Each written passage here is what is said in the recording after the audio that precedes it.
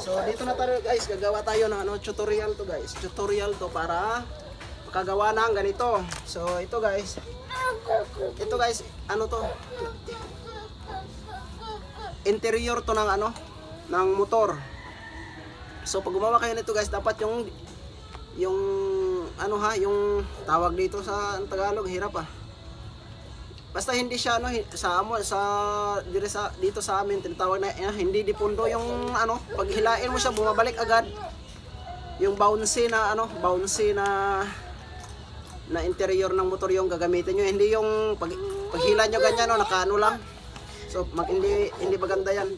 So pag gumawa kayo nito guys, ito yung gagawin nyo isukat nyo siya muna dito sa kung gaano kataas yung gagawin nyo.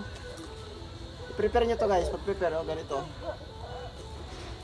So sukat nyo siya dito, okay? So pag sukat nyo dito, tingnan nyo kung gaano siya ka. So dapat guys, dito lang siya, hanggang dito lang siya Huwag nyo siya masyadong habaan kasi hindi maganda yun. Dapat lang siya dito sa ribs nyo, banda. Okay, so ito guys, puputulin natin to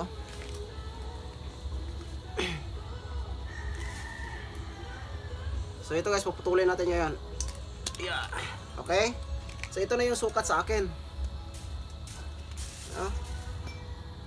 So tapos guys, ito yung gagawin niya.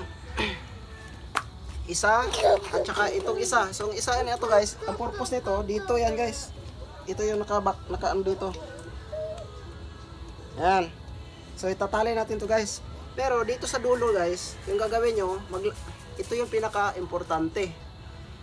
Kumuha kayo ng number 3 na pako, number 3 na pako. Tapos i-bend nyo ang dulo niya ng kunti.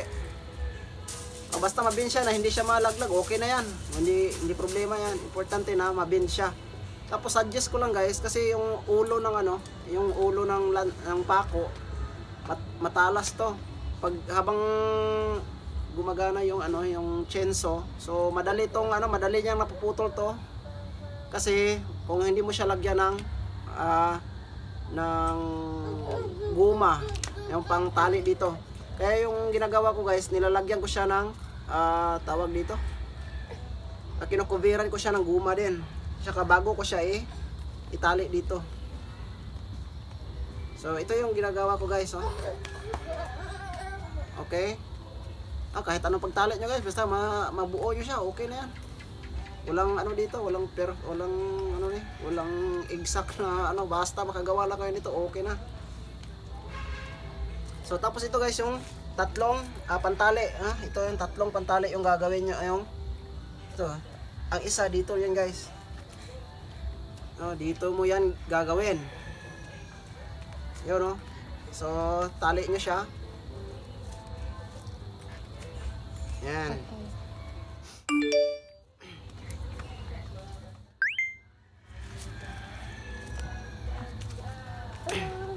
So dapat higpitan yung pagkatali guys kasi ang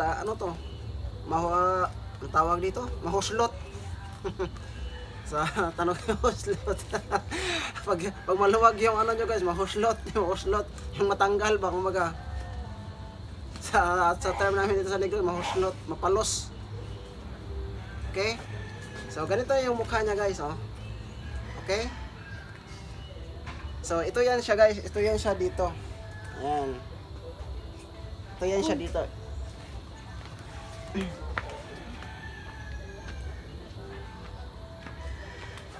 Umalis yung ko guys.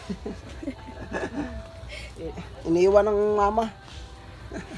So ito yan siya dito guys, So yan, nakaganyan siya.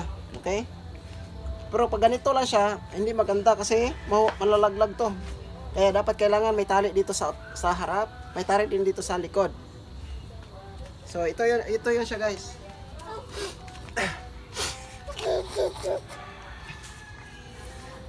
So ito guys, gaya rin sinabi ko sa inyo kanina, sukatin nyo rin to guys. Na tamang-tama dito dito sa inyo. Kasi dito yan siya. Okay? So, ang gagawin nyo guys ito. So, ito, tali nyo lang to guys, Lapit, diga. sa iya kamot. Sa nawong makaguro sige focus, hindi man sa kamot. Kamot. Sa kamot ang iya bala ginaano ba? Ito guys, sa tali nyo, tali. Ayan. So ito guys, i-fold nyo lang kunti tapos tali nyo. Huwag nyo masyadong ano guys, huwag nyo masyadong idiin dito sa kilid, no? So, 1 point. so huwag nyo masyadong idiin sa gilid, okay? Kasi ang purpose nito guys, dapat pag masikip siya sa ano nyo, sa abaga nyo, sa balikat nyo, so dapat na ano to, maano siya, mahihila nyo siya, ma-adjust nyo siya, okay? So ganyan lang guys, dapat may ano siya, may space. At saka pangalawa, ito na naman guys, no? So dito, tali din to.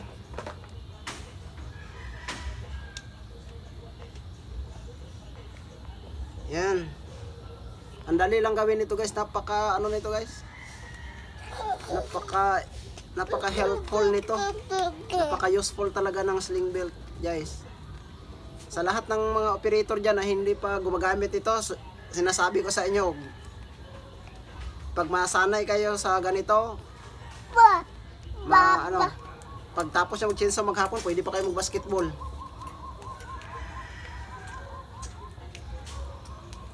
Yan guys, oh, tapos na siya, oh. So, ito yung nangyayari guys. Ito yung sling belt, oh. So, napakadali lang, 3 tali lang.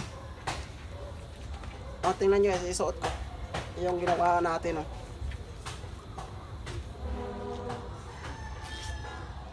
Problema, nagkadumi-dumi na yung damit ko. Yan. So ito yan guys. So tapos sabit yung chainsaw. Pag ano na kayo, mag-umpisa kayo ng operation, ito yung hook niya. Dapat isabit mo dun sa may sa may tali sa likod ng chainsaw. Yan, okay? So ganyan lang kasimple guys. So kaya kung mabantayan nyo sa guys, sa mga ibang operator, hindi sila gumagamit nito kasi hindi pa nila alam kung gaano to ka-epektibo. Hindi lang nila alam na napaka-useful talaga nito guys. So sinasabi ko sa inyo, kung 100% yung bigat ng chainsaw, 25% na lang yung puwersa na ibibigay nyo sa paghawak. Kasi meron kayo nito. So hope guys na unawaan nyo yung sinasabi ko. Kasi para to sa inyo guys. So sa mga hindi pa gumagamit nito, sa nagpa-practice mo ng operator, gumawa na kayo nito habang maaga pa kasi sanayin yung sarili nyo na magkaroon kayo ng ganito kasi napakalaking tulong to sa inyo. Promise ko sa inyo, hindi kayo kung sobrang pagod kayo pagkahapon, pagkatapos mag-chainsaw, pag gumamit kayo nito, nire-recommend ko to sa inyo na mababawasan yung pagod nyo. So 50% siguro ng pagod nyo yung mababawas. Okay, so yun lang guys. So hope na na may natutunan kayo sa sa binahagi ko ngayon. So napakasimpleng bagay nito guys.